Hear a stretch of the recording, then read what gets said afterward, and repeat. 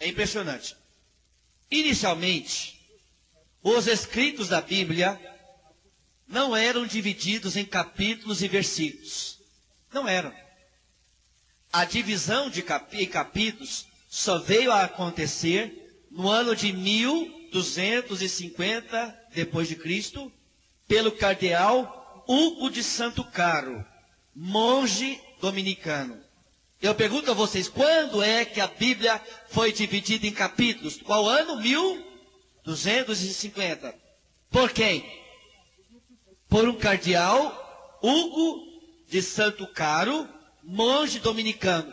Quando iniciou-se o protestantismo, quando começou o protestantismo, a Bíblia já estava dividida em capítulos há 267 anos antes.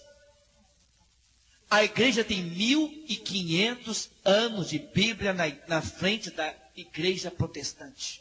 Cânon adotado pela igreja primitiva. Jesus e os apóstolos usaram outra versão do Antigo Testamento, que não a dos judeus em Jâmnia, mas a versão dos judeus de Alexandria, ou dos 70 intérpretes, versão grega, que incluía as seguintes partes do Antigo Testamento que não estão no cânon restrito: Tobias, Judite, Sabedoria, Baruque, Eclesiástico, que também é chamado de Sirácida, 1º e 2º Macabeus, trechos do livro de Esther e trechos do livro de Daniel. Esses livros foram tirados por Martinho Lutero. Queridos irmãos, eu gostaria ainda de pedir a vocês que durante este curso, vocês buscassem um aprofundamento, lendo principalmente no início da sua Bíblia. Pegue o início da sua Bíblia, se é a Bíblia Ave Maria ou mesmo qualquer outra Bíblia católica, você vai encontrar no início dela um documento nas páginas grossas que tem no início da Bíblia. Um documento chamado Dei Verbum. Achou aí? E algumas Bíblias estão no início e outras, esse documento está no final. Chama-se documento Dei Verbum. Esse documento conciliar do Papa Paulo VI, ele fala como ler a Sagrada Escritura. Dever para casa.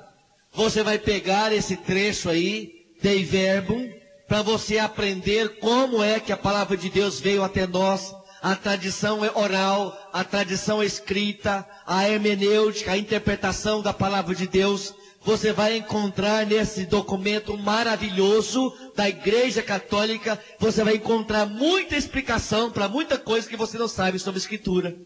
Aliás, por que o nosso povo tem se perdido? É aquilo que fala o profeta: o meu povo se perde por falta de instrução. Porque muitos católicos têm saído da igreja, porque simplesmente aceitam as acusações calado, porque não sabe responder, porque não estuda a Escritura, não estuda as coisas da igreja. Tem preguiça. Quando chega um protestante e fala assim: você sabia que sua Bíblia tem livros a mais? Por que você não devolve a afirmativa? Você sabia que sua Bíblia tem livros a menos? Por que você tem que aceitar tudo? E engolir tudo como se fosse verdade? Por quê? Por que você tem que ficar aceitando essas coisas? É hora de você começar a aprender a palavra de Deus. E esse curso, ele vai exigir de você que você queira aprender e queira estudar. Mesmo que você seja de poucas letras, não interessa. Não interessa. A palavra de Deus vai lhe ensinar. Eu tenho uma amiga que ela era analfabeta, ela aprendeu a ler lendo a Bíblia. Quem aqui conhece exemplo de pessoas que eram analfabetas e começaram a ler lendo a Bíblia? Olha, quantos levantaram a mão? Ou seja, a palavra de Deus, ela é mestra, ela ensina. Ela ensina. E isso é lindo. E aquilo que você não souber, agora eu vou dar algumas dicas importantes de como ler a Sagrada Escritura. Como ler? Na página número 4 da apostila, você vai encontrar a interpretação da palavra de Deus. Eu gostaria que você abrisse a sua Bíblia na segunda carta de São Pedro agora. Segunda carta de São Pedro, capítulo número 1, versículo 20. Segunda Pedro 1, 20, lá pertinho de Apocalipse.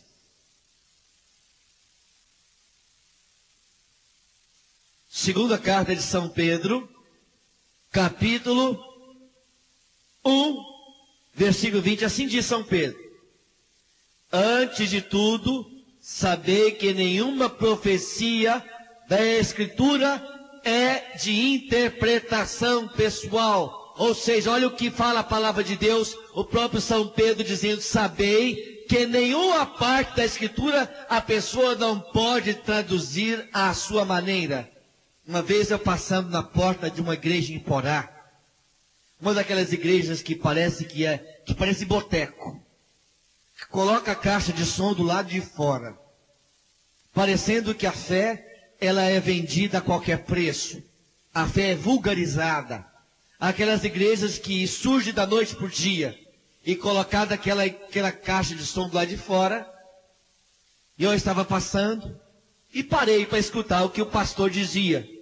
E ele começou a falar assim: porque a palavra de Deus diz assim, o Espírito sopra dos 4 cantos da terra. Vocês estão vendo? A terra é quadrada, tem 4 cantos. Eu não acreditei. Ele dizia que a terra tinha 4 cantos, então que ela era quadrada. Meu Deus do céu, mas isso não me assusta mais não, porque o pastor Jim Jones, lá na América Central, levou centenas de pessoas ao suicídio, interpretando de um modo errado a palavra de Deus, como também Charles Taze Russell, que foi o fundador das Testemunhas de Jeová.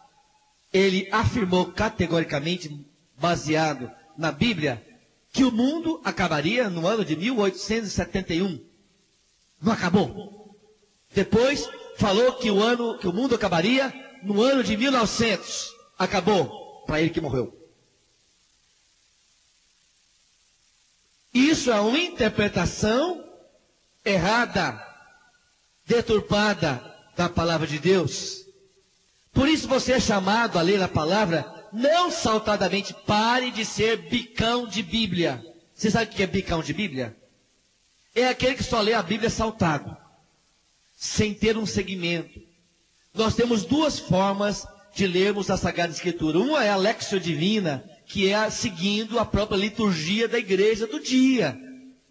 E outra é você ler a Bíblia a partir do Novo Testamento, lendo alternadamente com o livro do Antigo Testamento e colocando os salmos no meio das leituras. Ler seguidamente a palavra de Deus e não saltadamente, senão você não vai conhecer a história. Mas tem pessoa que faz assim, igual aconteceu o caso com o homem.